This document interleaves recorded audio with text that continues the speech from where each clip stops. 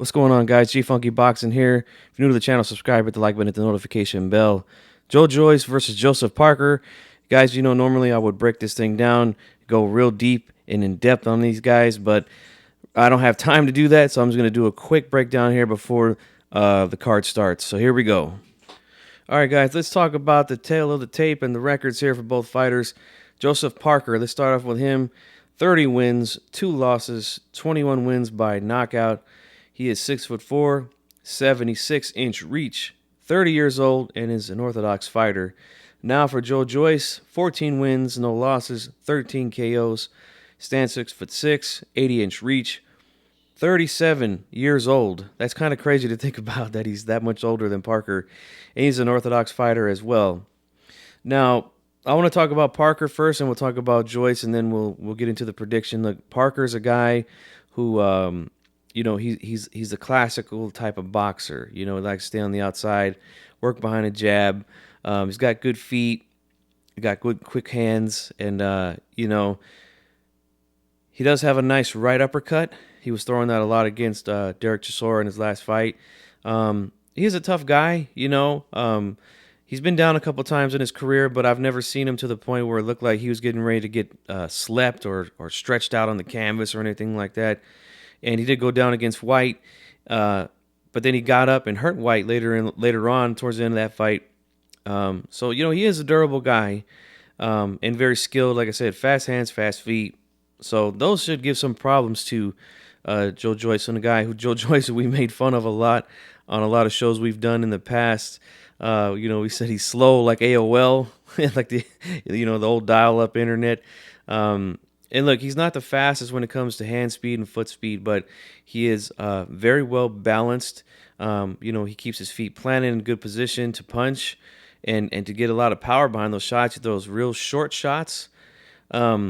Defensively, now I know people think that he's really bad defensively, but I disagree. I don't think I'm not saying that his defense is the best, but I think that what he does is he tends to roll with a lot of punches.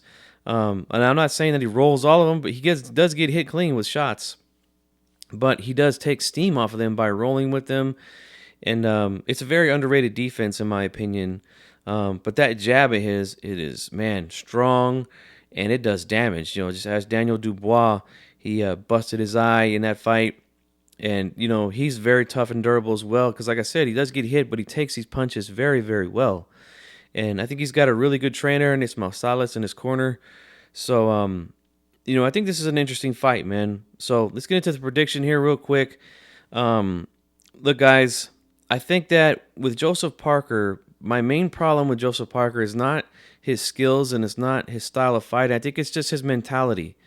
I've said this before that I don't want to waste another Saturday morning and afternoon watching this guy fight because he leaves so much to be desired in these fights. I feel like he's one of those guys that if he feels he gets 7 rounds in the bag, he's just going to cruise the rest of the way.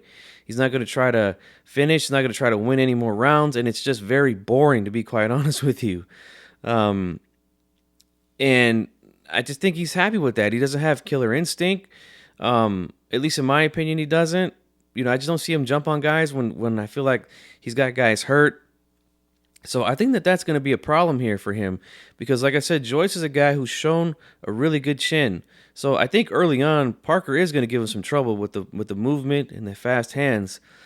But if he's not able to hurt Joyce is going to keep coming. And that jab, and again, the one thing that beats speed, like the late, great Vernon Forrest said, is a good jab. When you're in there with a fighter with tremendous speed, use your jab. And we know he's got a really good, strong jab. So I think, again, if he's not going to sit down on some punches and try to get some respect from Joyce is going to continue to push forward and put a lot of pressure.